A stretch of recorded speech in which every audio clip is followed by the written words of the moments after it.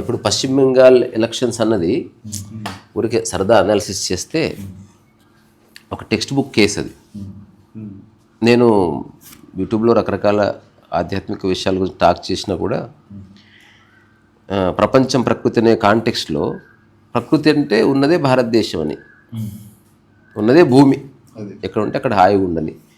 కానీ ప్రపంచం అంటే భూమి ముక్కలయ్యే ఉంది, దేశాలకు విభజించబడే ఉంది. సో నీవంటూ ఒక దేశంలో ఉన్నావు, ఒక ప్రభుత్వం చేతిలో ఉన్నావు, నువ్వు రకరకాల లాస్కి అనుగుణంగా జీవించవలసిందే. దాంతోపాటు ఏ ప్రభుత్వం ఉందో ఆ ప్రభుత్వం తీసుకునే నిర్ణయాల మీద నీ యొక్క జీవితం డైరెక్ట్గా ఆధారపడి ఉంటుంది. అందుకని తెలుసుకుని ఉండాలి. సరే, నేను పొలిటికల్ కామెంటరీస్ చేయకపోవచ్చు, కానీ వ్యక్తిగతంగా నాకు curiosity, not only this physics కావచ్చు, లేకపోతే వరల్డ్ వైడ్ అప్డేట్స్ కావచ్చు, లేకపోతే రకరకాల దేశాల మధ్యన ఏం జరుగుతుంది ఊరికే తెలుసుకుంటాను. ఎప్పుడన్నా ఇట్లాంటి అవకాశం వస్తే అట్లా పెడతాను. అయినప్పటికీ కామెంట్స్లో పెడుతూ ఉంటారు, వీడు పొలిటికల్ అయిపోయాడు రా అని. సో అందరూ పొలిటికల్ అవ్వాలి, కానీ పొలిటికల్ మైండ్ అవ్వకూడదు. తెలుసుకుంటే తప్పేం లేదు. సో ఇప్పుడు మమతా బెనర్జీని అంటే దాదాపు మనకు ఫ్రీడమ్ వచ్చిన తర్వాత మొట్టమొదట కాంగ్రెస్ రెజ్యూమ్ ఉన్నది కన్సిస్టెంట్గా కపుల్ ఆఫ్ ఇయర్స్, 30 years. ఆ తర్వాత కమ్యూనిస్టులు ఉన్నారు. కమ్యూనిస్టుల రాజ్యం తర్వాత తర్వాత మన మమతా బెనర్జీ వచ్చింది. మమతా బెనర్జీ తర్వాత ఇప్పుడు బీజేపీ వచ్చింది. సో బెంగాల్ ఎన్నికలు ఎప్పుడూ వైలెన్స్తో కూడినవి జరిగినాయి. అంటే అధికారం అన్నది సంహౌ అక్కడ ఉన్న వాళ్ళకి విపరీతమైన ఆసక్తి. దానికి కారణం ఏంటి? అన్ని చోట్ల అధికారం ఉన్నప్పటికీ అది బంద్ చేస్తావా? సో బెంగాల్ ఎలక్షన్స్ మాత్రం అసలు రక్తసిక్తం కాకుండా, మరణాలు లేకుండా ఎప్పుడూ జరగలేదు. ఒక రిజల్ట్ ఎప్పుడూ రాలేదు. సో ఈసారి కంప్లీట్ ఎలక్షన్ స్ట్రాటజీస్ని నేను క్లోజ్గా ఫాలో అవ్వడం, దాంతోపాటు చాలామంది బెంగాల్లో నేరుగా పనిచేస్తున్న యాక్టివిస్టులు ఉన్నారు. ప్రధాన్ అని, లేకపోతే భావు తోర్సేకర్ అని, లేకపోతే రకరకాల ఒక 20 నుంచి 30 మంది వాళ్ళ పాడ్కాస్ట్లో వాళ్ళు లైవ్లో ఏం జరుగుతుంది, రకరకాల కాన్స్టిట్యున్సీలో ఏం జరుగుతుంది, ముస్లిం డామినేటెడ్ ఏరియా ఏమిటి, ఆ తర్వాత హిందూ డామినేటెడ్ ఏరియాస్ ఏమిటి, అక్కడ మమతా బెనర్జీ కన్సిస్టెంట్గా రావడానికి గల కారణాలు ఏమిటి. 2021లో మమతా బెనర్జీకి అబౌట్ 200 ఎన్నికలు సీట్స్ వచ్చినాయి. వచ్చినప్పుడు ఇక్కడ ఉన్న పొలిటికల్ పార్టీలు, అట్లా సమాజ్వాదీ పార్టీ కావచ్చు, లేకపోతే ఆమ్ ఆద్మీ కావచ్చు, సెలబ్రేషన్ ఆఫ్ డెమోక్రసీ, అసలు ఇది అంటే బీజేపీని ఉతికారేసింది, మమతాని ఎవరు ఓడించలేరు, ఇట్లాంటివన్నీ. ఇప్పుడు మమతా ఓడిపోయినప్పుడు అట్లా చెప్పట్లేదు ఎవరు, బికాజ్ వాళ్ళ పొలిటికల్ కెరియర్స్ ఎండ్ అయిపోతున్నాయి. అది వాళ్ళ ఫియర్. అందరికీ ట్రుత్ తెలుసు, ఎన్నికలు ఫెయిర్గానే జరిగాయి. ఈరోజు హరీష్ సాల్వే ఇంటర్వ్యూ చూసా, మీతో నుంచి వెళ్ళిపోయిన తర్వాత ఒక 10-minute interview with Rahul Shivshankar. ఇప్పుడు వాళ్ళందరూ ఏడుపు ఏమిటి? ఎస్ఐఆర్ జరిగింది, మంచిదండి, ఎస్ఐఆర్ జరిగింది. సో చాలా ఓట్లు డిలీట్ అయిపోయాయి. సో డిలీట్ అయిపోయిన తర్వాత పర్టికులర్లీ బెంగాల్లో సో ఇప్పుడు మిగతా 5 స్టేట్స్లో జరిగిన ఎన్నికలకి, బెంగాల్లో జరిగిన ఎన్నికలకు ఒక చిన్న తేడా ఏంటి? లాజికల్ డిస్క్రపెన్సీ అనే ఒక నెపంతో 27 లక్షల ఓట్లని ఎలక్షన్ కమిషన్ ఓటు ఇవ్వనివ్వలేదు. అంటే ఉదాహరణకి ఇప్పుడు నీ పేరు సుభాష్ చంద్రబోస్ అనుకో, నీ పేరు సుభాష్ అని పడ్డది అనుకో, ఈ సుభాష్ చంద్రబోస్ సుభాష్ ఒకడేనా? అట్లా అంటే ఎక్కడైతే డౌట్ ఉందో ఆ 27 lakh ఓట్. ఇప్పుడు మమతా బెనర్జీ లేదా పొలిటికల్ పార్టీస్ ఏం క్లెయిమ్ చేస్తున్నారు? ఆ 27 లక్షల ఓట్లు కనుక ఉండింటే మేము గెలుస్తుంటామని. అప్పుడు హరీష్ సాల్వే అతను one of the top most advocates, advocate, ప్రస్తుతం వేరే దేశంలో ఉన్నాడు. అతను ఏం క్వశ్చన్ చేశారంటే, ఆ 27 లక్షల మంది నీకే వేస్తారని నమ్మకం ఏంది? How do you know that they are your voters? ఆ 27 లక్షల మందిలో సగం నాకు సగం నీకేశారనుకో, అప్పుడు ఎలక్షన్ రిజల్ట్ ఇలాగే వస్తుంది. రెండోది, ఎక్కడెక్కడైతే ఎస్ఐఆర్ ద్వారా ఓట్లు తీసేశారని చేస్తున్నారో అక్కడ ప్రస్తుతం మమతా బెనర్జీకి ఎక్కువ సీట్లే వచ్చాయి. అటువంటి ఒక ఎక్కువ ముస్లిం ఓట్స్ పోయాయి, అందుకని మేము ఓడిపోయామని చెప్పడానికి లేదు. సో రకరకాల స్టాటిస్టిక్ ప్రకారం చూసుకుంటే ఇప్పుడు బీజేపీ గెలవడంలో ఎలాంటి అనైతికము లేదు. ఎందుకంటే ఒకవేళ వాళ్ళకి డౌట్ ఉంటే సుప్రీంకోర్టుకి వెళ్ళొచ్చు, ఒక పిటిషన్ దాఖలు చేయొచ్చు. అసలు ఎన్నోసార్లు సుప్రీంకోర్టుకి పర్సనల్గా ముఖ్యమంత్రి కూడా వెళ్ళరేశారు. ఎందుకంటే వాళ్ళకు తెలుసు వాళ్ళు చేస్తున్న కరప్షన్ ఏ స్థాయిలో ఉంది. అసలు వాళ్ళు గెలవడానికి డెవలప్మెంట్ కాకుండా ఓన్లీ ఫియర్ని ఒక ఫ్యాక్టర్గా ఎట్లా ఉంచారు. 2021లో అది క్లియర్గా రివీల్ అయిందన్నమాట. కానీ అప్పటికప్పుడు ఏమి చేయడం కుదరదు కాబట్టి ఈ 5 years వెయిట్ చేసి అసలు వైలెన్సే లేకుండా ఎన్నెన్నో మెజర్స్ తీసుకున్నారు. అందుకే ఇది ఒక టెక్స్ట్ బుక్ కేసు. అంటే అసలు ఎలక్షన్స్ ఎలా పోరాడాలి, అసలు ఎలక్షన్స్ ఫెయిర్గా జరగకుండా ఉండటానికి ఒక అధికారం ఉన్న పార్టీ ఏం చేస్తుంది, అట్లాగే కేంద్రంలో ఉన్న ఒక అధికార పార్టీ అనుకుంటే ఎట్లా సజావుగా చేయవచ్చు. ఈ మొత్తం ఎలక్షన్స్లో ఇప్పుడు మమతా బెనర్జీ నేను దిగిపోను అంటుంది. అది స్టూపిడిటీ బేసికల్గా. ఆమె దిగిపోనంత మాత్రం సరే అమ్మా నువ్వు ఉండులే పాపం నువ్వు అట్లనే కూడా అన్నాడు. మన భారత రాజ్యాంగంలో ఆర్టికల్ 164 క్లియర్గా డిఫైన్ చేస్తుంది. అంటే నువ్వు అది ముఖ్యమంత్రి హోదాలో ఉండాలంటే you have to enjoy the mandate of the masses. అదొక కండిషన్. సో ఇప్పుడు ఆమెకు ప్రజల మద్దతు మ్యాండేట్ లేదు కాబట్టి she's unfit to be in that chair. అందుకని ఆమె వెళ్ళిపోవాల్సిందే. కాకపోతే నేను వెళ్ళిపోను, నేను ఓటమి నేను పొందాను అని చెప్పుకునే ఒక గ్రేస్ తనలో లేదు. అందుకని దానికి ఏం చేస్తున్నారు, మీరు ఎక్కువ సీట్లు మీకు వచ్చిండొచ్చు, ఎందుకంటే మీరు ఎలక్షన్ కమిషను, ఆ తర్వాత ఈడీ, ఆ తర్వాత సిబిఐ, ఆ తర్వాత సెంట్రల్ ఫోర్సెస్ అంటే బిఎస్ఎఫ్, సిఆర్పిఎఫ్ ఇట్లాంటివన్నీ కుమ్మక్కయి మీరు నా ఓట్లు లాగేసుకున్నారు, అదర్వైజ్ గెలుపు నాదే అని నిన్న మళ్ళీ అందరు చేతులు పట్టుకొని పైకి లేపి మాదే మోరల్ విక్టరీ అని ప్రకటించుకున్నారు. అంటే ఇది అంటే హుందాతనం పోయింది. పర్టికులర్లీ మమతా బెనర్జీ ఏదైతే పాలిటిక్స్ చేసిందో దాంట్లో చాలా డేంజరస్ ఆస్పెక్ట్స్ ఉన్నాయి. ఇప్పుడు ఎందుకు బెంగాల్ రైట్ హ్యాండ్స్లో ఉండాలి అంటే మనం ఒరిస్సా తీసుకో, బెంగాల్ తీసుకో, బీహార్ తీసుకో, జార్ఖండ్ తీసుకో, అస్సాం తీసుకో, ఇవన్నీ మన భారతదేశ పటంలో కనుక చూసుకుంటే అవన్నీ బార్డర్ స్టేట్స్. అవి బంగ్లాదేశ్కి వీటికి మధ్యన సంబంధం ఉంది. సో ఇప్పుడు అస్సాంలో ఏదో ఒక ప్రభుత్వం ఉంది. I'm not favouring BJP. ఎవరు అధికారంలో ఉంటారో వాళ్ళు సరిగ్గా ఉంటేనే మన భారతదేశం బాగుంటుంది. సో ఇప్పుడు అస్సాంలో బార్డర్స్ అన్ని సెక్యూర్గా ఉంచారు, ఇన్ఫిల్ట్రేటర్స్ ఎవరు లోపలికి రావడం లేదు. అప్పుడు వాళ్ళు ఏం చేస్తారు, ఇంకో చోటు నుంచి వస్తారు, బెంగాల్ నుంచి వస్తారు. మరి ఇప్పుడు బెంగాల్ ముద్దామంటే మమతా బెనర్జీ దాదాపు ఒక 20 ఏళ్ల క్రితం ఇంత పెద్ద ఫైల్ తీసుకొచ్చి అప్పుడున్న స్పీకర్ మొహాన కొట్టింది. ఇంతమంది ఇన్ఫిల్ట్రేటర్స్ ఉన్నారు, వేరే బంగ్లాదేశ్ వాళ్ళు నా రాజ్యం ఉన్నారు, సో వీళ్ళందరినీ నువ్వు బయటికి ధర్మేసాయి. అప్పుడు ఎంపీగా ఉన్నప్పుడు అప్పుడు ఆమె ఇంకా గవర్నమెంట్కి రాలేదు, అంటే బిఫోర్ 2011. అప్పుడు అట్లా ఫైట్ చేసిన ఆమె అసలు ఇప్పుడు బంగ్లా మాట్లాడే వాళ్ళంతా భారతీయులే, వాళ్ళు ఎవరు పోవడానికి వీల్లేదు, ఎందుకంటే వాళ్ళందరినీ ఓటర్లుగా మార్చేసుకుంది. వాళ్ళందరికీ ఒక భరోసా అనమాట, మిమ్మల్ని మీరు ఎక్కడెక్కడ ఉన్నారో మేము నిఘా వేస్తున్నాం, మీకు ఆధార్ కార్డు ఇప్పిస్తాం, రేషన్ కార్డు ఇప్పిస్తాం, సో నా officially you are citizen of India. కానీ నువ్వు తోక జాడించి వేరే పార్టీకి వేసావనుకో నువ్వు బతకవు. ఒక చిన్న ఫియర్ ఫ్యాక్టర్ క్రియేట్ చేశారనమాట. 2021 ఎలక్షన్స్ 100% ఫియర్ ఫ్యాక్టర్ మీద గెలిచింది. అంత బంపర్ మెజారిటీ రావడానికి నిజంగా ప్రజలకి ఆమె ఇష్టమైపోయి కాదు. ఎందుకంటే హండ్రెడ్స్ ఆఫ్ ఇన్సిడెంట్స్ జరిగినాయి. 1-2 చెదురుమదురు ఘటనలు అయితే వేరు, అది ఒక భారతదేశంలోనే ఒక సపరేట్ ప్రాంతంగా మార్చేశారు. అందులో కొన్ని స్టేట్మెంట్స్ కూడా వచ్చాయి. ఇప్పుడు ఇది పర్టికులర్ ముస్లిం ఇలాఖా, ఇది మినీ పాకిస్తాన్ లాంటిది అని చెప్పాడు ఒక ఎంపీ, తన పార్టీలో ఉన్న ఎంపీని. అంటే అటువంటి స్టేట్మెంట్ ఇచ్చినప్పుడు అది ఆల్మోస్ట్ ఒక రాజద్రోహం కేసు కిందకి రావాలి. అంటే how can you call A part of India mini Pakistan? కానీ అట్లాంటి వాటికి ఒక యాక్సెప్టెన్స్ దొరికింది. దాంతోపాటు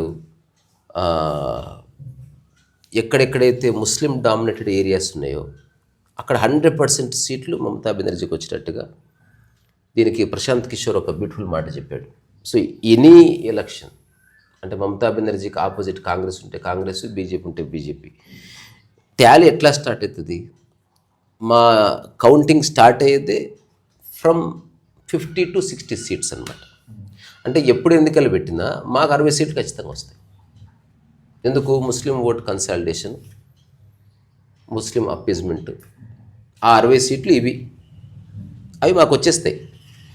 ఇప్పుడు ఎదుటి పార్టీ వాడు ఎంత బాగా ఎలక్షన్ క్యాంపెయిన్ చేసినా వీళ్ళు 60 సీట్లు ముందే ఉంటారు.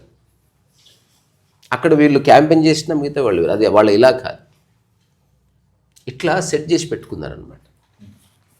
దాంతోపాటు ఈసారి ఎలక్షన్స్కి అంటే పోలింగ్కి 3 రోజుల ముందు బైక్స్ వాడొద్దని చెప్పారు.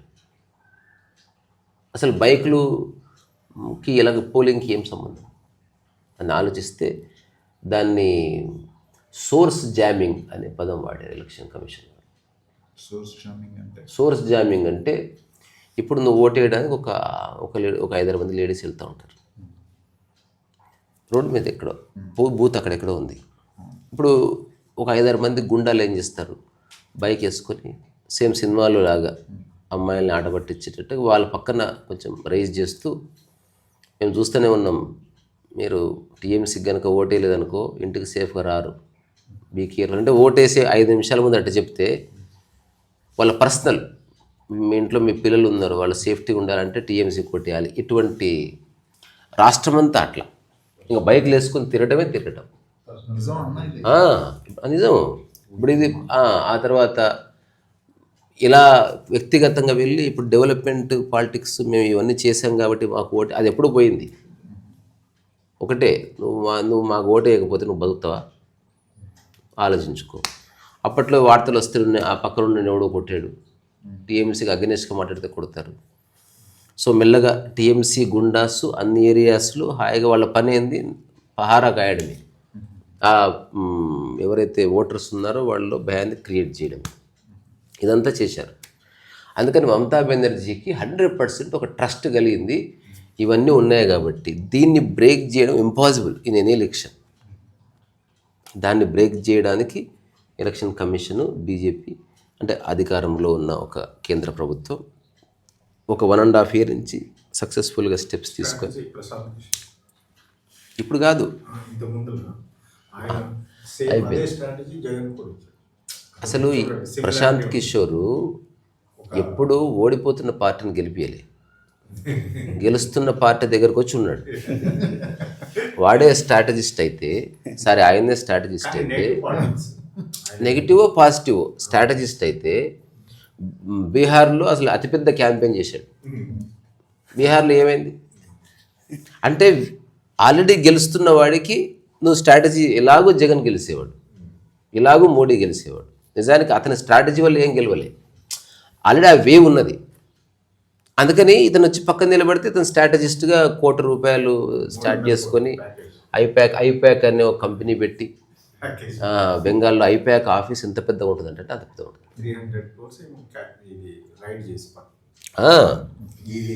సో అన్ప్రెసిడెంటెడ్ సిచ్యువేషన్స్ జరిగినాయి.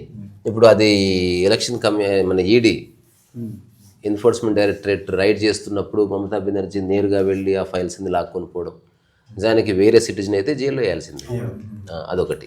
సో ఆ తర్వాత మాటి కోర్టులకు వెళ్ళడం, సుప్రీంకోర్టు కూడా ఇప్పుడు ఎలక్షన్ కమిషన్ చేస్తున్న ఏదైతే ఎస్ఐఆర్ ఉందో అది కరెక్ట్గానే ఉంది, మీకు ఏదన్నా డిస్క్రిపెన్సీ ఉన్నా, ఎవరిదన్నా ఓటు పోయిందన్నా మీరు కేసు వేసుకుంటే ఆ ప్రూఫ్ తీసుకురండి. ఒక్కడు బయటికి రాలే, బీహార్లో అయినా సరే, తమిళనాడులో అయినా సరే, కేరళలో అయినా సరే, అస్సాంలో అన్ని చోట్ల జరిగింది.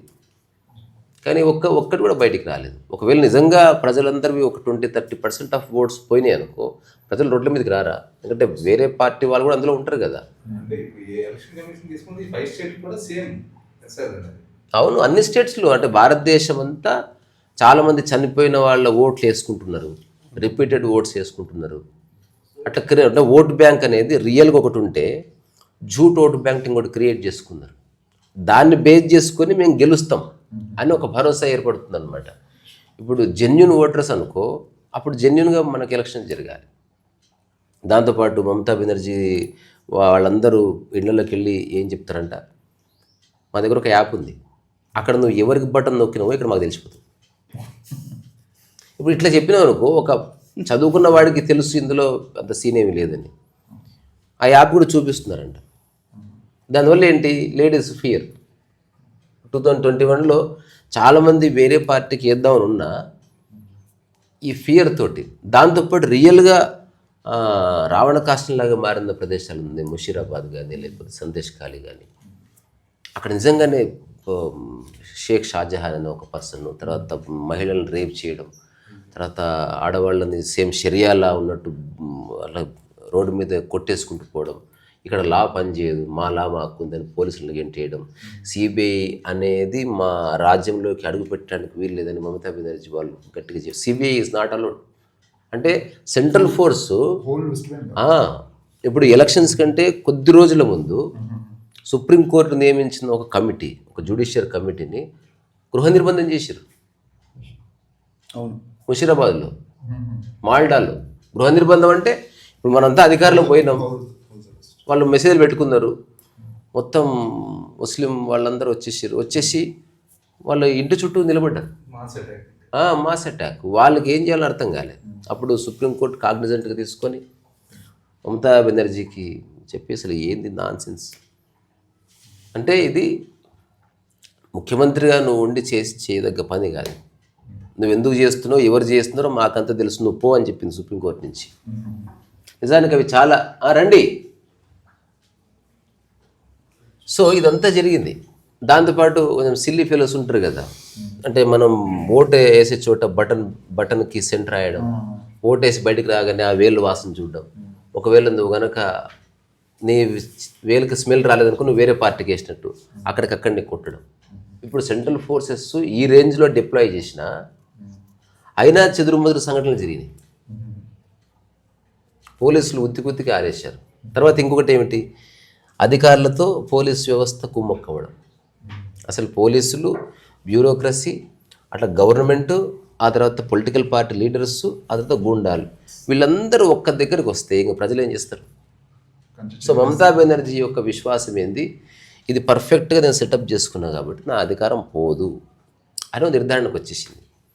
కానీ ఒక 4-5 months నుంచి తనకి మెల్లగా ఒక అండర్స్టాండింగ్ రావడం. అంటే వీళ్ళు గవర్నమెంట్ తీసుకుంటున్న స్టెప్స్ మెల్లమెల్లగా తను ముఖ్యమంత్రిగానే ఉన్నా తనకే పవర్ లేకుండా చేయడము, దాంతోపాటు ఏదైనా సరే సుప్రీంకోర్టు కూడా చేయమని చెప్పడము, దాంతోపాటు ఎట్లా చూసుకున్నా వీళ్ళు చేస్తున్న దాంట్లో తప్పులు పట్టుకోలేకపోవడము, ఆ తర్వాత ప్రజల నుంచి ఇన్నర్గా ఒక రెవల్యూషన్ రాకపోవడం.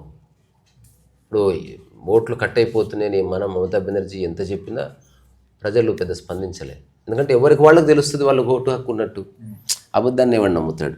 సో ఇవన్నీ చాలా జరిగాయి.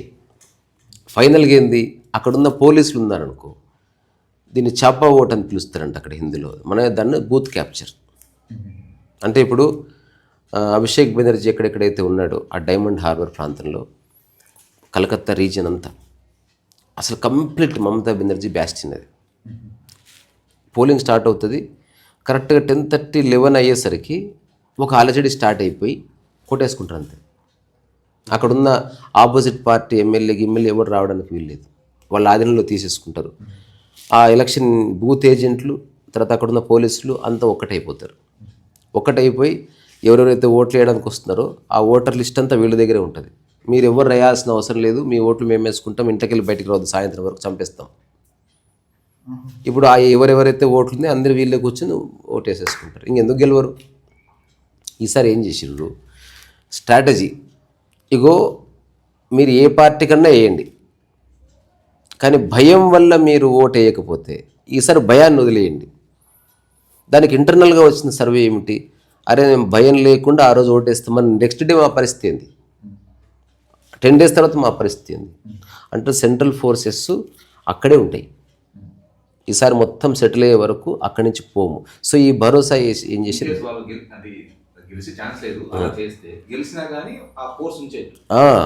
ఒకవేళ మమతా బెనర్జీ వాళ్ళు గెలిచిన, ఎందుకంటే అకార్డింగ్ టు స్టాటిస్టిక్స్ 2021లోనే షీ హ్యాస్ టు లూస్. అంటే ఎవరెవరైతే ఓటేసిరో వాళ్ళతో వ్యక్తిగతంగా కలిసినప్పుడు చెప్పింది ఏంది, మేము వేద్దాం అనుకునేది బీజేపీకి, కానీ భయం, మా ఫ్యామిలీ ఏమైపోతుంది ఇట్లా. సో ఇవంతా ఇది ఒక క్యాంపెయిన్ చేశారు. సో రెండో క్యాంపెయిన్ ఏమిటి, పోలీసులని నిర్వీర్యం చేసేసారు. అంటే ఎలక్షన్ బూత్ దగ్గర పోలీసులు అక్కర్లేదు ఇంకా. మరి ఎవరు వస్తారంటే దాదాపు 1,50,000 మంది సిఆర్పిఎఫ్ వాళ్ళని దింపారు. ఇది ఒక కొత్త చేష్ట, కంప్లీట్ నిఘా. దాంతోపాటు ప్రతి సీసీ ఉంటుంది కదా ఈవీఎం, ప్రతిదానికి ఒక సీసీ కెమెరా ఉంటుంది. అది 24 hours లైవ్ టెలికాస్ట్ అవుతుంది. ఇప్పుడు నువ్వు ఎట్లా చేస్తావు, టెక్నాలజీకి మార్కులు పడతాయి ఇక్కడ. అంటే ఇప్పుడు నా మొబైల్ ఉంది, ఈ మొబైల్ని సీసీ కెమెరా చూస్తూ ఉంటుంది. ఇప్పుడు ఎవడన్నా పోయి చూశాడు అనుకో, ఆ పోలింగ్ క్యాన్సల్, మళ్ళీ రీపోలింగ్ అంతే. రెండోది, పావు గంట కంటే ఎక్కువ సీసీ కెమెరా పనిచేయలేదు అనుకో, రీపోలింగ్. ఇవన్నీ పెట్టారు నియమాలు. ఈ పొలిటికల్ పార్టీలన్నీ చెప్పారు ఇవి. ఇది ఎక్స్క్లూజివ్ ఇది అది అని కాదు, ఇవన్నీ రూల్స్ పెట్టారు. తర్వాత ఎవడన్నా ఒక ఓటరు ఉండాల్సిన సమయం అంటే 5 seconds to 10 seconds కంటే ఎక్కువ ఉన్నాడా, రీపోలింగ్. అంటే క్లియర్ మెజర్స్ తీసుకున్నారు. తర్వాత ఎలక్షన్ బూత్ లోపటికి ఇద్దరిద్దరు కలిసి ఎప్పుడు వెళ్ళకూడదు.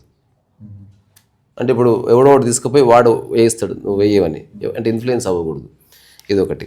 తర్వాత ఏం చేశారు, బూత్ ఎక్కడైతే ఉంటుందో, అంటే ఇప్పుడు ఇక్కడ ఆ సిఆర్పిఎఫ్ వాళ్ళందరూ ఉంటారు, ఒక 100 మీటర్ల అవతల జనాలందరూ ఉంటారు. సో బూత్కి సరౌండింగ్ ఒక 50 meters ఎవరు ఉండరు. ఇప్పుడు అక్కడ ప్రతి ఒక్కరిని సిఆర్పిఎఫ్ వాళ్ళే చెక్ చేస్తారు. ఇది మన ఐడి కార్డ్ చెక్ చేసి ఒక 20 మంది అయిన తర్వాత ఆ 20 మంది లోపలికి పంపిస్తారు. మిగతా వాళ్ళంతా అక్కడే ఉంటారు. అంటే ఇక్కడ గుంపు కాదు. ఎప్పుడు ఇక్కడ ఈ 20 మందిలో ఒక 10 మంది వేస్తాను, ఇంకో 10 మంది యాడ్ అవుతారు. వచ్చిన తర్వాత బయటకు వచ్చిన వాళ్ళకి సిఆర్పిఎఫ్ సెక్యూరిటీ ఉంటుంది. వాళ్ళు ఎంత దూరం వెళ్తారో ఎవరో ఒకరు నడుచుకుంటూ అట్లా వాళ్ళతో పాటు వెళ్తారు. సో ఉక్కిరి బిక్కిరి అయిపోయారనమాట. అంటే ఎక్కడన్నా అవకాశం దొరికితే అటాక్ చేద్దామని ట్రై చేశారు. అవి మీడియాలో క్యాప్చర్ అయినాయి రకరకాలుగా. సో మమతా బెనర్జీకి 100% తెలిసింది. రాను రాను ఇంకొక అతిపెద్ద స్ట్రాటజీ, అంటే ఎవరన్నా పాలిటిక్స్ మీద ఆసక్తి ఉన్న వాళ్ళకి తెలుస్తుంది. ఇప్పుడు లాస్ట్ టైము దీదీ ఓ దీదీ అని మోదీ క్యాంపెయిన్ చేసిన తర్వాత మమతా బెనర్జీ ఎంత కరప్ట్ అని రకరకాల పొలిటికల్ లీడర్స్, బీజేపీ వాళ్ళు ఉన్నదే మెయిన్ ఆపోజిషన్ అది కాబట్టి ట్రై చేస్తే మమతా బెనర్జీ వీళ్ళు ఎంత ఆరోపణలు చేశారో అంతకంటే ఉల్టా ఆరోపణలు అంతకంటే చేసింది. సో ప్రజల్లో ఒక రెజొనెన్స్ వచ్చింది. ఆ తర్వాత నైట్ ఎక్కడో క్యాంపెయిన్ చేస్తున్నప్పుడు ఆ డోర్కి నిలబడుతుంది కదా, ఆ ఒక స్తంభానికి ఆ డోర్ గుద్దుకొని ఆ డోర్ కాస్త కాలుకు టచ్ అయింది. అంటే ఆ స్తంభం మూసుకుపోతుంది కదా. అప్పుడు వితిన్ నో టైం దాన్ని ఒక స్ట్రాటజీగా మార్చుకున్నారనమాట. బీజేపీ వాళ్ళు నన్ను చంపాలని చూస్తున్నారు అది దాన్ని. సో దాంతో అదొక పాజిటివ్ వేవ్ అయింది. వీల్ చైర్లో కూర్చొని క్యాంపెయిన్ చేయడం ఇట్లాంటివి ఇదంతా అంటే చాలా అటాకింగ్ వేలో అఫెన్సివ్గా చేసింది. దాంతో బీజేపీ వాళ్ళకి ఎప్పుడు మమతా బెనర్జీ చేస్తున్న అలిగేషన్కి జవాబు వేయడమే సరిపోయింది. ఈసారి స్ట్రాంగ్ రూమ్లో ఒక పొలిటికల్ పార్టీ నిజంగా సిన్సియర్గా, ఇప్పుడు రాహుల్ గాంధీ వాళ్ళు 2 సార్లు సభలు చేశారు. Is not a serious politician. BJP అట్లా కాదు, వాళ్ళకి క్లియర్ ఎజెండా ఉంది. అందరిది ఈ దేశం, ఎవరైనా దేశాన్ని బాగు చేయాలని వస్తారు. సో ప్రజలకు తెలుసు ఎవరేం చేస్తున్నారు అనేది. ఒక స్ట్రాటజీ ఏం చేశారు నాకు తెలిసి ఇప్పటి వరకు ఏ ఎలక్షన్లోనే ఈ స్ట్రాటజీ ఎవరు ఫాలో చేయలేదు. అసలు మమతా బెనర్జీ పేరు ఎత్తలేదు sir. One of the greatest thing అనమాట. ఇది స్పిరిచువల్ కాంటెక్స్ట్ కూడా ఉంది. ఇగ్నోర్ చేయంతే. టీఎంసీని టార్గెట్ చేశారు as a party. Mamata Banerjee పేరు ఎత్తలేదు. ప్రధానమంత్రి మోదీ ఇన్ని ర్యాలీస్ చేస్తే ఒక్కసారి మమతా బెనర్జీ పేరు ఎత్తలే. ఇప్పుడు మమతా బెనర్జీని ఏమనకపోతే ఆమె ఇతన్ని ఏమంటుంది. ఒకవేళ ఆమె అన్నది అనుకో, అప్పుడు ఆమె అఫెన్సివ్ కామెంట్ చేసినట్టు అవుతుంది. అందుకని మమతా బెనర్జీకి ఏం చేయాలనో ఉక్కిరి బిక్కిరి అయిపోయింది, అర్థం కాలేదు. దాంతోపాటు మమతా బెనర్జీ క్యాడర్ ఎవరైతే ఉన్నారో, అంటే తన లేడీ ఎంపీస్ కావచ్చు, అందరూ చాలా వల్గర్గా మాట్లాడారు, చాలా అహంకారంతో మాట్లాడారు, నోటికి ఎంత వస్తే అంత మాట్లాడారు.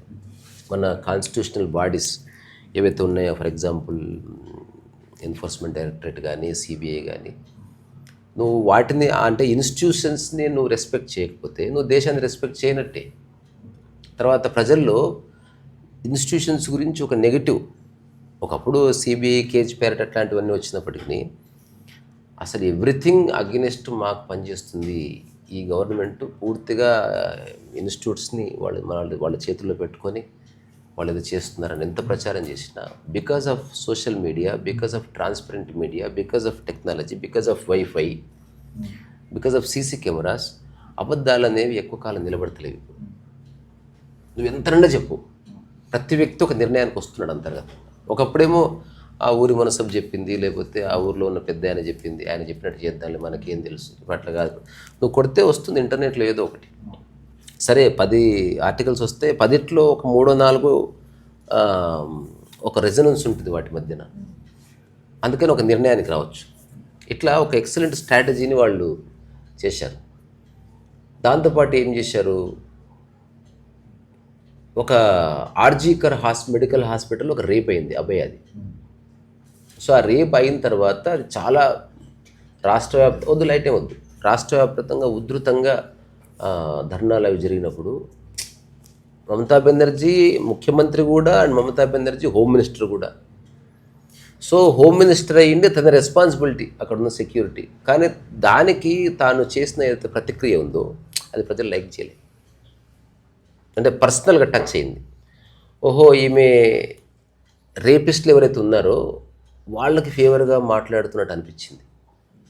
అంటే యాక్చువల్లీ ఇక్కడ పాయింట్ ఆఫ్ వాళ్ళకు కూడా వాళ్ళ ఇంట్లో జరుగుతున్నాయి కదా రౌడీలు, కేవలం ఆ ఒక్క విద్యార్థికే చేసిందనే కాకుండా దే ఆర్ అదే పర్సనల్గా అందరికి, ఎందుకంటే చాలా రక్తసిక్తమైనటువంటి ప్రాంతం అది బెంగాల్ అంతా కూడా. అసలు మాల్డా, లేకపోతే డైమండ్ హార్బరు, లేకపోతే 26 పరగణ, ఇట్లా సౌత్ 26 పరగణ, తర్వాత నార్త్ 26 పరగణ, ఇట్లా రకరకాల ప్రాంతాలు ఉంటాయి. అవన్నీ ఇలాఖాలుగా మారిపోయాయి. అంటే అందరూ కలిసి మమతా బెనర్జీ కింద ఉంటున్నప్పటికీ ఏ ఇలాఖని వాళ్ళు అట్లా ప్రొటెక్ట్ చేసుకుంటూ అక్కడున్న ప్రజల్ని భయపెడుతూ అసలు మొత్తం ఏవైతే ఇండస్ట్రీస్ ఉన్నాయో అన్నీ వెళ్ళిపోయినాయి బెంగాల్ నుంచి. పశ్చిమ బెంగాల్లో మా ఫ్రెండ్స్ ఉన్నారు and we had a conference call. అసలు వాళ్ళు రియాలిటీ ఏం జరుగుతుంది అంటే స్టేట్ ఎలక్షన్ మిషనరీ అంతా కూడా they are only working for the best of Mamata Banerjee. And వాళ్ళు అన్నిటికీ అగెనెస్ట్, వాళ్ళు ఎలక్షన్స్లో గెలవాలంటే మనకు ఓట్లు కావాలి, ఆ ఓటుని మేనేజ్ చేసే కార్యక్రమంలో పడ్డారు. అంటే ప్రతి మనిషిని ఓటర్గా చూస్తున్నారు, దట్స్ ఆల్.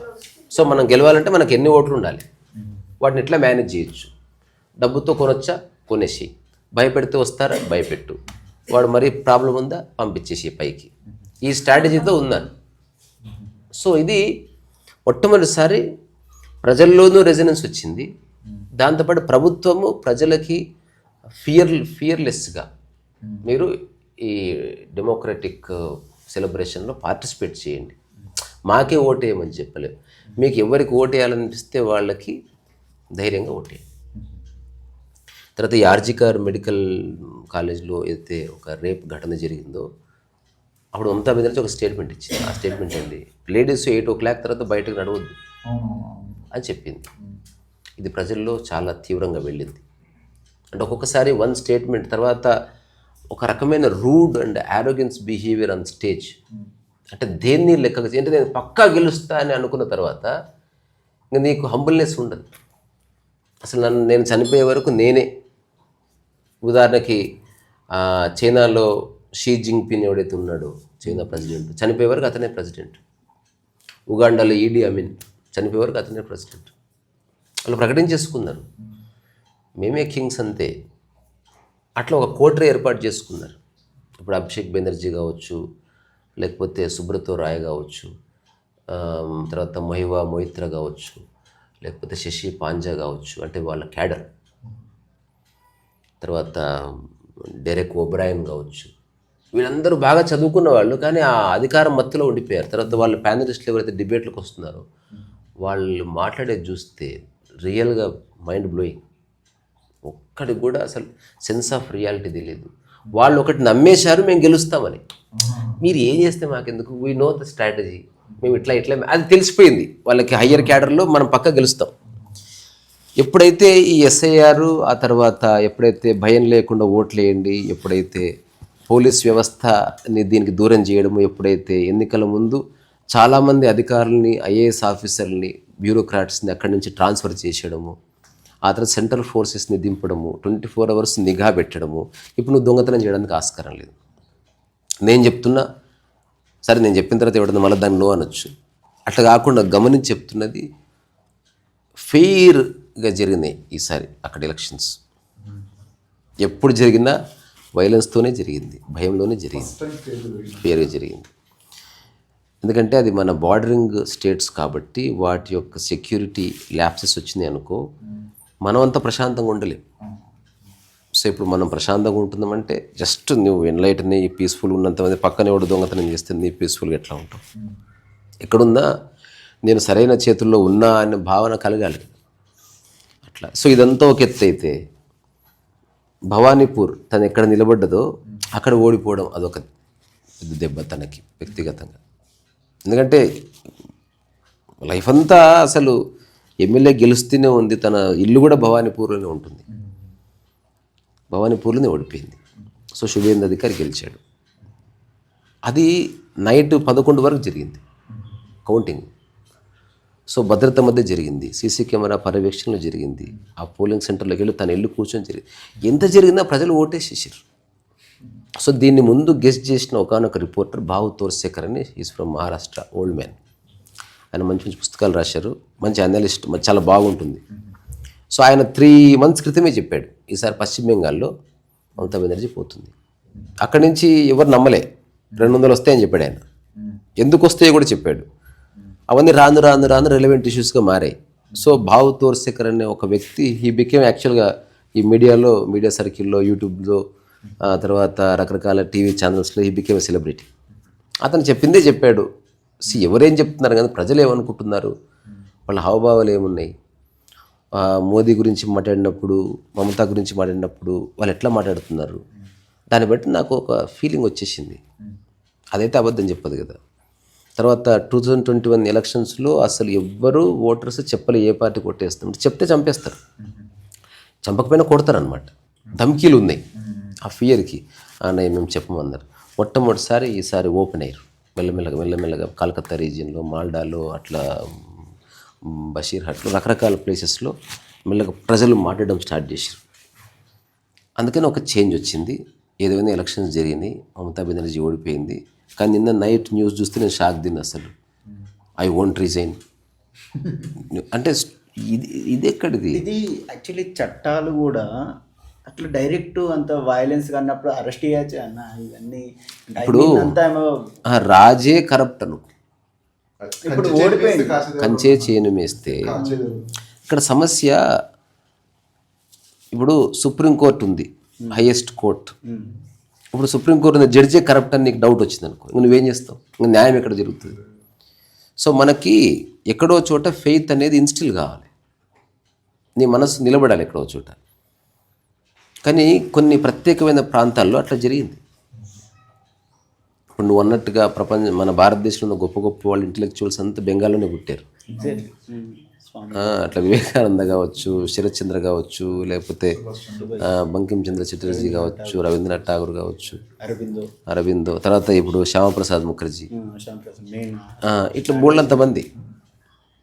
కానీ ఇంటలెక్చువల్స్ పుట్టారు. ఒకప్పుడు ఫ్రీడమ్ ఫైటింగ్ టైంలో ఒక స్టేట్మెంట్ ఉండేదంట, వాళ్ళంతా స్పిరిచువల్ వారియర్స్.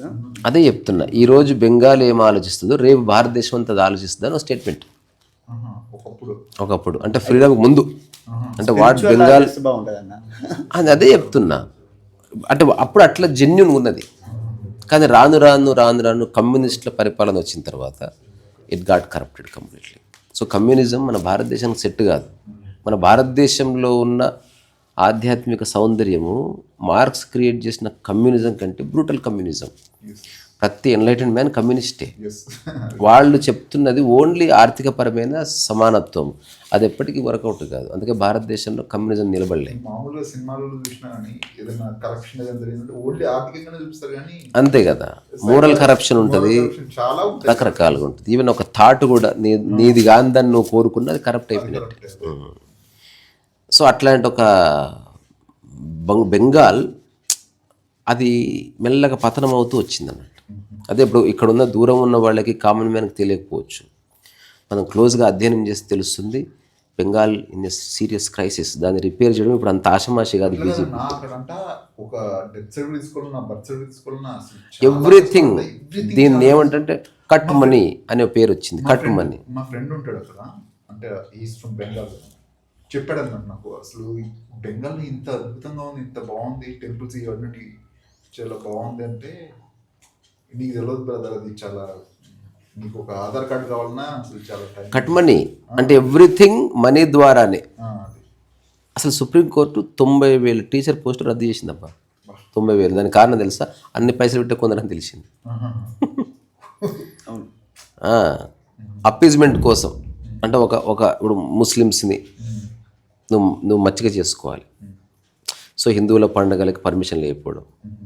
ఎడ్యుకేషన్ సిస్టంలో కూడా స్టేట్ గవర్నమెంట్ ఎడ్యుకేషన్ సిస్టంలో ఎక్కడ మన హిందూకు సంబంధించింది ఏది మెన్షన్ చేయరు. అంటే భగవద్గీత కానీ టీచింగ్లల్లా. ఇంకా ఓడిపోవడానికి మరొక కారణం, ఇంకో కారణం ఏంది? ఇదంతా ఇదేమో ఇంటర్నల్గా జరుగుతుంది, మనకి మీడియా ద్వారా తెలుస్తుంది. బాహాటంగా జరిగినవి. ఇప్పుడు ఆర్జికర్ రేప్ కేసు బాహాటంగా జరిగింది. ఇంకోటి ఏంది, వాళ్ళ మేనిఫెస్టోకి ఇష్తేహార్ అని పెట్టింది పేరు. Ishtehar is Urdu word. Okay.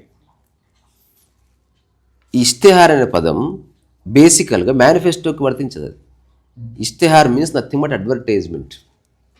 అడ్వర్టైజ్మెంట్కి Urdu పదం ఇష్తేహార్. ఈ ఇష్తేహార్ అనే దానికి చాలా చరిత్ర ఉంది. మనకు ఫ్రీడమ్ కంటే ముందు లాల్ ఇష్తేహార్ అని కమ్యూనిస్టులు ప్రింట్ చేశారు. అంటే రెడ్ అడ్వర్టైజ్మెంట్, రెడ్ అలర్ట్ లాగా చాలా పెద్ద మారణ హోమం జరిగింది. సో ఇష్తేహార్ అనే పదానికి పర్టికులర్లీ బెంగాల్లో ఒక రక్త చరిత్ర ఉంది. సో అట్లా ఇష్తేహార్ అని ఎందుకు పెట్టు? మేనిఫెస్టో ఉంది, లేకపోతే బెంగాల్లో ఎంతో అందమైన పదాలు ఉన్నాయి, లేకపోతే ఒక దూరదృష్టి అని పెట్టవచ్చు, లేదా నేను చేస్తానని పెట్టవచ్చు, ఏదైనా పెట్టవచ్చు. ఎవ్వరు ఇష్తేహార్ అని పెట్టరు. ఇష్తేహార్ అంటే అది ఎక్స్క్లూజివ్గా అడ్వర్టైజ్మెంట్ కిందనే లెక్క. అది మేనిఫెస్టో కిందికి రాదు. మేనిఫెస్టోకి సూట్ అయ్యే పదాలు కొన్ని ఉంటాయి. ఇప్పుడు విజన్ 2020 అది ఇష్తేహార్ కాదు. మా విజన్ మేము ఇట్లా చేయాలనుకుంటున్నాం అని చెప్పేది మేనిఫెస్టో. అడ్వర్టైజ్మెంట్ అంటే ఉన్నది లేనిది ఏదైనా చెప్పొచ్చు, అది అందులో ఇమాజినేషన్ ఉంటుంది. సో ఇది కూడా ప్రజల్లో బాగా రెజనేట్ అయింది. ఆ తర్వాత ప్రధానమంత్రి మోదీ అసలు మమతా బెనర్జీ పేరు తీసుకోకపోవడం, చాలా జాయ్ఫుల్గా క్యాంపెయిన్ చేయడం, స్ట్రెస్ తీసుకోకుండా, తర్వాత ప్రజలతో మాట్లాడడం, దాంతోపాటు ఝాల్మురీని రోడ్డు దగ్గరికి వెళ్ళి తిని, అది బీహారీ వంటకం అంట. ఇప్పుడు మనకు ఉంటుంది కదా, ఏది మన వడాపావుతో పాటు ఇంకేది ఉంటుంది, బేల్పూరి. ఇక్కడ బేల్పూరి, అక్కడ ఝాల్మురి. కానీ ఇక్కడ బేల్పూరిలో మనకి చింతపండు రసము, కొంచెం టమాటాలు, ఉల్లిపాయలు ఇవన్నీ వేస్తారు కదా. అక్కడ ఝాల్మురిలో నేను కొంత స్టడీ చేసి తెలిసింది, కొన్ని ఎక్స్క్లూజివ్ మసాలాలు తయారు చేసుకొని అవి కూడా వేస్తారంట విత్ టమాటా ముక్కలతో. చాలా స్పైసీగా ఉంటుంది, రిఫ్రెషింగ్గా ఉంటుంది అని. సో అది బీహార్కి సంబంధించిన అయిందా కూడా పశ్చిమ బెంగాల్ అడాప్ట్ చేసుకుంది దాన్ని. అట్లా మోదీ అక్కడ ఆగి ఝాల్మురి తిన్న వీడియో అసలు యూనివర్సల్గా వైరల్ అయింది. తెలుసా కండమ్మ? విదిన్ 24 అవర్స్లో ఖాతే కంటే సిర్ఫ్ దిమాగ్ నహీ ఖాతే అని చెప్పాడు. ఎంతమంది చూసారు తెలుసా? విదిన్ 1 డే 100 crores పీపుల్ చూశారు. అంటే జస్ట్ 1 డేలో ఏ వీడియో అయినా వైరల్ చేయాలంటే ఒక ఎక్స్టెంట్ వరకు వైరల్ కావచ్చు, కానీ అందరికీ నచ్చింది అది సంహవ్. సో ఇట్లాంటిది మమతా బెనర్జీ తన ఎంటైర్ ఎనర్జీని ఓన్లీ ఎస్ఐఆర్ ఓట్లు కట్ అవుతున్నాయి, సుప్రీంకోర్టుకి వెళ్ళాలి, ఎస్ఐఆర్ అండ్ దాంట్లోనే పెట్టి ప్రజలతో కనెక్ట్ మిస్ అయిపోయింది. సుప్రీంకోర్టు ఇప్పుడు ఎవరికి చెప్పుకుంటావు? నువ్వు తప్పకుండా కోర్టుకి వెళ్ళాల్సిందే. కోర్టుకి వెళ్తే ఏమన్నారు, ఇది కరెక్ట్గానే జరుగుతుంది ప్రక్రియ, వాట్ ఈస్ ద ప్రాబ్లం అని అడిగారు. ఏం చెప్పాలో తనకు అర్థం కావట్లేదు. అక్కడ బలంగా వాదించారు అభిషేక్ మను సింఘ్వి, లేకపోతే కపిల్ సిబ్బల్ లాంటి వాళ్ళు వాదించారు. నేను ఆ కోర్టు ప్రొసీడింగ్స్ కూడా చూసిన. వాళ్ళకి ఏం చెప్పాలో తెలుస్తలేదు. అది లైవ్లో వస్తుందా? వస్తుంది కోర్ట్ ప్రొసీడింగ్స్, అంటే కొన్ని పెడతారు. అంటే ఏం చెప్పాలో అర్థమే తెలియదు వాళ్ళకి. అంటే ఏంటి మీరు అపోజ్ చేస్తున్నది? ఇప్పుడు ఏవైతే రిపీటెడ్ ఓట్స్ ఉన్నాయో, సో అంటే మా ఓట్లు అంటే మీకు ఓటేస్తారని ఎట్లా తెలుసు?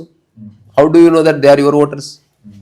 ఇప్పుడు నేను ముగ్గురిని తీసేసిన, ఆ ముగ్గురు నీకు ఎట్లా తెలుసు? అంటే మళ్ళీ వాళ్ళు లాస్ట్ టైం మాకేసిర్రు, లాస్ట్ టైం వేసుడు ఈసారి వేసిన గ్యారెంటీ ఏంది? ఓటు అంటేనే ఇండిపెండెంట్గా చేసేది, అదొక ఒక పర్సనల్ యొక్క ఫ్రాంచైజ్, అది అటెంటే తెలుస్తుంది అని చెప్పి దీనికి జవాబు ఎట్లా చెప్తాను? ఇప్పుడు ఈ ఊర్లో ఉన్న 1,00,000 మంది నాకే ఓటేస్తారని హౌ డూ యూ నో? అంటే వాళ్ళని కొన్నావా నువ్వు? How do you no? ఇప్పుడు ఆ తీసేసిన ఓట్లు లేదని నీకు ఎట్లా తెలుసు? ఉన్న ఓట్ల సంగతి చూసుకోపో అని చెప్పి పంపించారు. ఇది తర్వాత అసలు సుప్రీంకోర్టు చాలా పరుషమైన వ్యాఖ్యలు చేసింది మమతా బెనర్జీ మీద. ఎప్పుడు ఈ ఈడీ ఎలక్షన్, మన ఈడీ అంటే ఏంది, ఎన్ఫోర్స్మెంట్ డైరెక్టరేట్ వాళ్ళు ఐప్యాక్ మీద చేసినప్పుడు ఆమె వెళ్ళి ఒక గ్రీన్ ఫైల్ తీసుకొని పోయింది, ఏమంటారు గుంజుకొని వెళ్ళింది. దాని మీద నిజానికి వేరే అయితే ఖచ్చితంగా జైలు శిక్షే.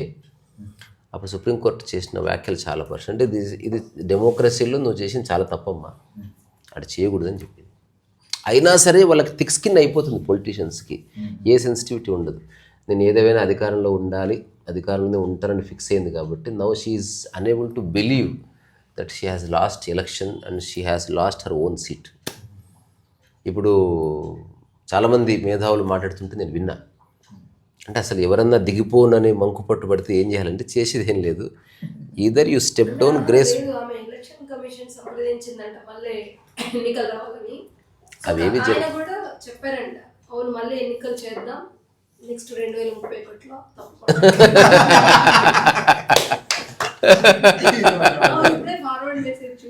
కరెక్టే. కాబట్టి ఇప్పుడు ఒక డౌట్ అన్న విషయం ఏంటంటే, ఇప్పుడు అక్కడ నుంచి చాలా మంది వలసవాదులు వెళ్ళిపోతున్నారు, దొంగలంతా బెంగాల్ని ఖాళీ చేసి బంగ్లాకు అటు ఇటు వెళ్ళిపోతున్నారు. ఇప్పుడు వాళ్ళు అటు వెళ్తే ఏం కాదు, అటు కాకుండా సపోర్టెడ్గా ఉన్న మన స్టేట్ తెలంగాణ కానీ వచ్చేసి ఆల్రెడీ ఇప్పుడు ఇటు కూడా అయ్యో రామ దేశం అంతా చొరబాటు జరిగింది. ఇప్పుడు అన్న ఇప్పుడు అక్కడ వస్తారు.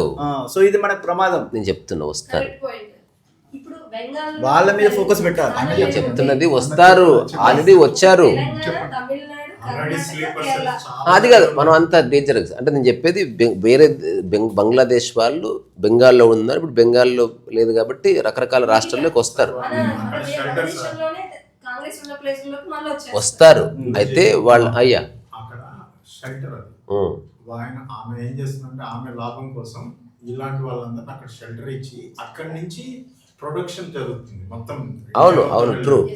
ఎట్లయితే మనకి ఇక్కడ బోర్డర్ లో వాళ్ళు పాకిస్తాన్ వాళ్ళు కొన్ని ట్రైనింగ్ క్యాంప్స్ నుంచి వస్తాయో, ఈ బెంగాల్ నుంచి చాలా మంది ఇప్పుడు మీరు మన హైదరాబాద్ లో థౌజండ్స్ లోనే నేను చెప్పేది అదే వస్తారు. అంతే మరి అంత భయపడదు. అట్ట ముక్కలు ఏదో ఎక్స్ట్రా అయిపోయినాయి వేస్తాం కదా బయట, తీసుకెళ్ళడానికి వచ్చిన వాళ్ళే రోహింగ్యా అదే బెంగాల్ వాళ్ళే. నేను చెప్పేది ఇది తెలిసిందే, దానికి సొల్యూషన్ ఏమిటి? ముఖ్యమైన పాయింట్ ఉంది, మీరు ఎంతమంది అన్నట్టు ఇప్పుడు సిచ్యువేషన్ ఆమెకు మీరు సపోర్ట్ చేయాలని కవితమ్మ అన్నది ఇక్కడ కవిత గారు. ఇప్పుడు ఇక్కడ కూడా నా కోట్లకి వీళ్ళు ఉపయోగపడతారని ఆమె ఇక్కడికి తీసుకొచ్చుకొని ఇక్కడ పెంచి పోషించాలని అట్లా కుదరదు. నేను చెప్పేది మన మాట వరకు వేరు, ఒక ప్రొసీజర్లో వచ్చి ఒకడు ఓటర్ అవ్వడము, వాడు ఓటర్ అయినా వాడు ధైర్యంగా తిరగలడం అంత. ఇప్పుడు ఉదాహరణకు నేనే పోయి వేరే దేశంలో తిరుగుతున్నాను అనుకో, నాకు ఎప్పుడు డౌట్ ఉంటుంది నేను పట్టుకుంటాడు అని. అందుకని రెండు దిక్కులా ఉంటుంది. జస్ట్ ఇట్లా సినిమాలో వచ్చేసి కబ్జా చేసేసినట్టు అట్లేమి ఉండదు. ఇప్పుడు మన ఊరు కానీ ఊరికి వెళ్తేనే మనకు భయం వేస్తుంది, ఎందుకంటే మనకు సపోర్ట్ సిస్టమ్ ఉండదు. సో పొలిటికల్ డిస్పెన్సేషన్ సపోర్ట్ ఉంటే కొంతవరకు వాళ్ళు సస్టైన్ అవుతారు. ఇప్పుడు బెంగాల్లో ఉన్నట్టు, కాశ్మీర్లో ఉన్నట్టు, లేదా అస్సాంలో, మణిపూర్లో అక్కడక్కడ ఉన్నట్టు పొలిటికల్ సిస్టము ఇన్ఫిల్ట్రేషన్కి అంత సపోర్ట్ చేసినట్టుగా మన మిగతా అన్ని స్టేట్స్లో జరగట్లేదు. అయినా సరే వస్తున్నారు, వాళ్ళు చిన్న చిన్న పనులు చేసుకుంటున్నారు. అంటే బీజేపీ పాలిత ప్రాంతానికి వేరన్నా, బీజేపీ నేను చెప్పేది ఖచ్చితంగా వస్తారు, వాళ్ళ సపోర్టెడ్ లింక్ ఏముంటాయి నన్ను చెప్పనిస్తలేదు. ఒకటే స్టేట్మెంట్, నెక్స్ట్ ఎన్ఆర్సీ అనేది రావాలి. ఎగ్జాక్ట్లీ గురించి కొంచెం ఎన్ఆర్సి అంటే ఈ భారతదేశం అనే ఒక భూభాగంలో ఉన్న ప్రతి వ్యక్తి భారతీయుడే అని గుర్తించే ప్రక్రియ.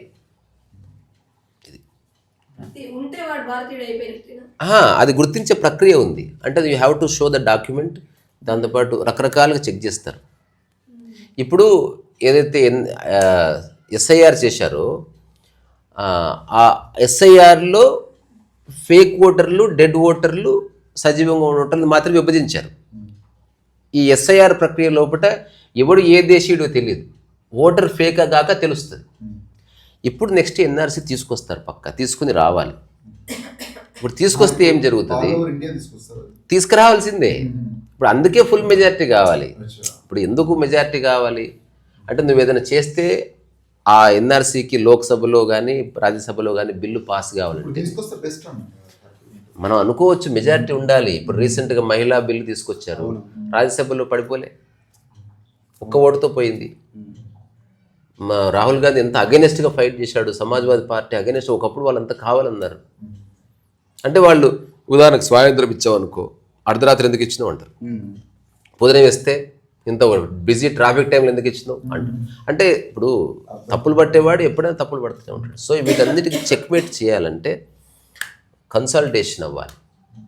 అంటే భారతదేశం ఓన్లీ పొలిటికల్గా ఉపయోగించుకునే దేశం కాదు. ఈ భారతదేశానికి ఒక అవుట్లైన్ ఉంది, ఒక బార్డర్ ఉంది, దీనికంటూ ఒక చరిత్ర ఉంది, దీనికంటూ ఒక సాంప్రదాయం ఉంది, దీనికి ఒక లెగసీ ఉంది, దీనికి ఒక ఆధ్యాత్మిక చరిత్ర ఉంది. ఇట్లాంటి దాన్ని మనం కాపాడుకుంటేనే ప్రపంచ దేశాలన్నీ హాయిగా ఉంటాయని ప్రతి ఓటరు, ప్రతి సిటిజన్ ఫీల్ అయినప్పుడు ఒక రియల్ చేంజ్ వస్తుంది. ఇది బియాండ్ పొలిటికల్గా థింక్ చేయాల్సింది. ఈ పార్టీ మంచిది, ఆ పార్టీ చెడ్డదని కాదు మనం చెప్పుకోవాల్సింది. పార్టీలు ఏముండవు, మనుషులే పార్టీలుగా అనిపిస్తున్నారు. ఇప్పుడు ఆ లీడర్గా ఉన్న వ్యక్తి కరప్షన్ లేకపోతే, ఉదాహరణ నేనే ఒక పొలిటికల్ పార్టీ లీడర్ అయ్యాను అనుకో, సుడి బాగుండి వచ్చింది, నేను కరప్షన్ చేయనిస్తాను ఎవడన్నా అంటే నా స్వభావం అది కాబట్టి అట్లా ఉంటుంది. అంటే అక్కడ చాలా కరప్ట్ మైండ్ నేను అనుకో, అప్పుడు ఆబ్వియస్గా చూసుకో, జర తెలియకుండా చేసుకో. అప్పుడెప్పుడు మన కేసీఆర్ చెప్పాయంట, కరప్షన్ చేయకూడదు, చేసినా నాకు తెలియకూడదు అన్నాడంట. సో అంటే నేను చూశాను ఎక్కడో, నేను డైరెక్ట్ నాతో అనలేదు. అంటే అట్లా అన్నప్పుడు చూడు, ఒక చిన్న సంధి దొరికినట్టే కదా. నాకు తెలిసింది అనుకో, చెమటాలు వదిలేస్తా, అది తెలియకపోతే నో ప్రాబ్లం. సినిమాలో ఉంటుంది కదా, అదే దగ్గర రా అంటే మా అమ్మ చూస్తున్నట్టు, ఓహో మీ అమ్మ చూడకపోతే ఓకేనా అంటే క్లియర్గా చెప్పడం ఒకటి ఉంటుంది. సో ఇప్పుడు ఫైనల్ కంక్లూజన్ ఏంటి? మమతా బెనర్జీ నేను ముఖ్యమంత్రి పెట్టింది దిగిపోను, నేను మోరల్గా నేనే గెలిచాను, అది ఇది అన్నది. అసలు వాళ్ళ పక్కన వాళ్ళకి తిక్కలేస్తుంటుంది ఆ మాటని, ఏం చేయాలని అర్థం కాక. అది ఏమంటారు, గ్రేస్ఫుల్గా దిగిపోవాలి, లేదా డిస్గ్రేస్గా దింపేస్తారు. ఇంకా చెప్పాలంటే అంతే కదా, పోమ్మా పో అట్లా అనిపించుకోకూడదు. అసలు ఇప్పుడు స్టాలిన్ గ్రేస్ఫుల్గా దిగిపోయాడు, పినరయి విజయన్ గ్రేస్ఫుల్గా ఓకే రైట్ అని ఎవరైనా గ్రేస్ఫుల్గా దిగిపోతారు. జస్ట్ నువ్వు ఒక స్థాయికి వచ్చిన తర్వాత ఓన్లీ ముఖ్యమంత్రిగా ఉన్న అఖిలేష్ యాదవ్ ఇంకెవరెవరు ఓడిపోయారో అక్కడ ఓటు జరిగింది, అంతకంటే ఎక్కువ ఇక్కడ పశ్చిమ బెంగాల్లో జరిగిందని చెప్తుంది. ఆమె లైఫ్ అంతా చెప్తుంది, ఆమె నమ్మలేకపోతుంది. అంటే ఇంత భయపెట్టినా నాకేసింటర్లే కానీ అనేదో ఉంది లోపల అనుకోని, కానీ బయటకు వచ్చేస్తే అయిపోతుంది. ఎవరు ఏమైనా అనుకోవచ్చు. సో ఏదేమైనా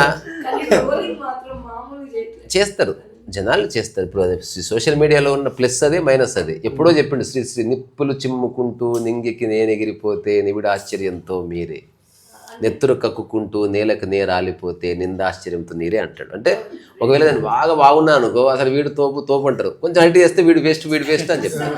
అందుకని అలాగే ఉంటుంది. ఇప్పుడు కాదు, సోషల్ మీడియా వచ్చిన తర్వాత కాదు, పేపర్లు చిన్న చిన్న ఆర్టికల్స్ మ్యాగజైన్లు ఉన్నప్పుడే శ్రీశ్రీ చెప్పాడు, నువ్వు ఇంట్లో కూర్చొని ఏమన్నా మాట్లాడుకో పర్వాలే, నువ్వు పబ్లిక్ లైఫ్లోకి వచ్చి ఒక స్టేట్మెంట్ ఇచ్చావనుకో గల్లా పుచ్చుకొని అడుగుతా నిన్ను అని చెప్పాడు ఆ రోజుల్లో. ఇప్పుడు ఇంత శ్రీశ్రీ మరి ఇంత టెక్నాలజీ డెవలప్ అయిన తర్వాత you cannot hide behind philosophies. నీ రియల్ ఫేస్ ఎప్పుడూ ఒకప్పుడు తెలిసిపోతుంది. ఇప్పుడు నేను నా రియల్ లైఫ్ ఎట్లా ఉందో అట్లా యూట్యూబ్లో చూపిస్తున్నా, అంటే హిపోక్రసీ లేదు. నేను పాచిమోహంతో ఉంటే పళ్ళు కడుక్కోలేదని చెప్తున్నా నేను. ఇప్పుడు నేను స్నానం చేయలేదని చెప్తున్నా, అరుణాచలం వెళ్ళాలని చెప్తున్నా. నేను ఓన్లీ పుస్తకాల ద్వారా వచ్చే డబ్బు తప్ప నేను ఏ డొనేషన్ చెప్తున్నా నేను క్లియర్గా. అంటే ఇందులో వెనికి పక్క వ్యవహారం చేస్తూ ముందల అట్లేమి లేదు. మరి అసలు మనసు ప్రశాంతంగా ఉండడం చెప్పే నీకు ఈ రాజకీయాలు ఎందుకయ్యా అని అడిగే వాళ్ళకి కాదు నేను చెప్పినా కదా ఫస్ట్ స్టేట్మెంటే అది చెప్పి ముగిస్తా. ప్రకృతి ప్రపంచం, ప్రకృతిలో ఏ రాజకీయం లేదు, ప్రకృతిలో ప్రశాంతత ఉంది. కానీ ఎంత కాదనుకున్న ప్రపంచంలో మనం ఒక దేశంలో ఉన్నాం, మనకు బార్డరింగ్ కంట్రీస్ ఉన్నాయి, వాటితో థ్రెట్స్ ఉన్నాయని చెప్పడానికి చరిత్ర ఉంది. మన స్వాతంత్రం వచ్చిన తర్వాతనే 3-4 యుద్ధాలు జరిగాయి.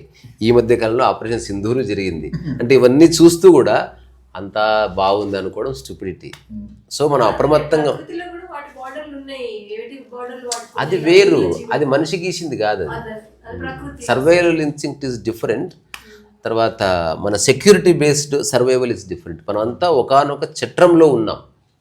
ఆ బార్డర్ బాగుంటే మనం బాగుంటాం అనేది ఎవరు ఒప్పుకోకపోయినా సత్యం. అందుకే నేను ఒక స్టేజ్ మీద రీసెంట్గా ఎప్పుడో చెప్పాను, ప్రకృతి పరంగా ఉన్నదే భారతదేశం, ప్రపంచం అంతా నేను భారతదేశంగానే గుర్తిస్తాను. అసలు ఏ విభజన లేదు, అఖండం అది. అందుకని యుద్ధము లేదు, ఏ ప్రాబ్లము లేదు.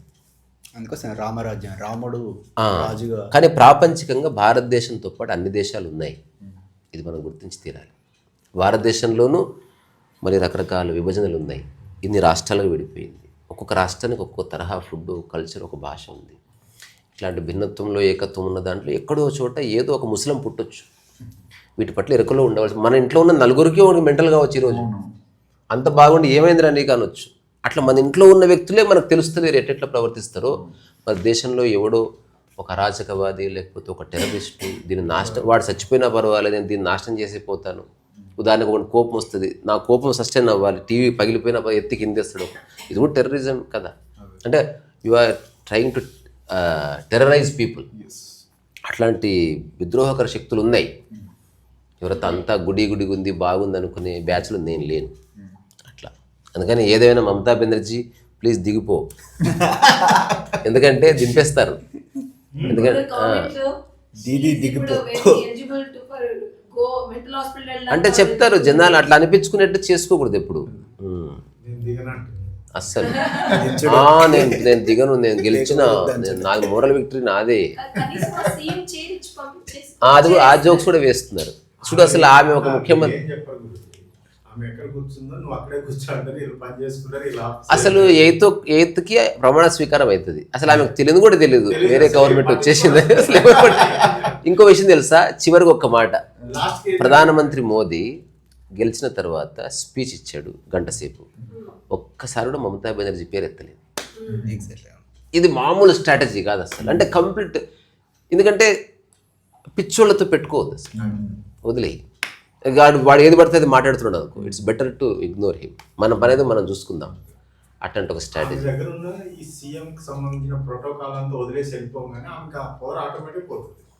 ఆల్రెడీ పోయింది. ఇప్పుడు ఆమె ఓన్లీ ప్రోటెమ్ చీఫ్ మినిస్టరే, అఫీషియల్గా ఏమి ఉండదు.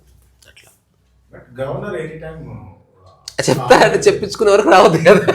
ఇప్పుడు నా బాధ ఏంది, అరే అమ్మ దిగిపోతల్లి గ్రేస్ఫుల్గా చక్కగా అందరికీ ఒకసారి, ఎప్పుడు రోనాదోనా కాకుండా I congratulate BJP, very good, మీరు మంచి పరిపాలన చేయండి, నెక్స్ట్ మళ్ళీ వస్తాం, ఒకవేళ మీరు పరిపాలన చేయకపోతే మేము వస్తాం అట్లా చెప్పి నువ్వు చక్కగా మోదీ గారు వెరీ గుడ్ అండి, జాల్మురిని చాలా ఫేమస్ చేశారు, మళ్ళీ మీ ప్రమాణ స్వీకారం మేము వస్తాం, మనం అంతా భారతీయులు అని చెప్తే ఎట్లుంటుంది తెలుసా, మళ్ళీ ఇట్లా ఆకాశానికి ఎత్తేస్తారు అంతే. మాయ వచ్చి కూర్చుని చేయనియదు. సో పాబే సెడ్ నో టు మాబే, ఇదే భాష తెలుసా? పాబే సెడ్ నో టు మాబే. బెంగాలీ కాదు, పశ్చిమ బెంగాల్ నో చెప్పింది మమతా బెనర్జీకి అని. పాబే మాబే కొత్త భాష. జై పాబే నో మాబే అబాబే.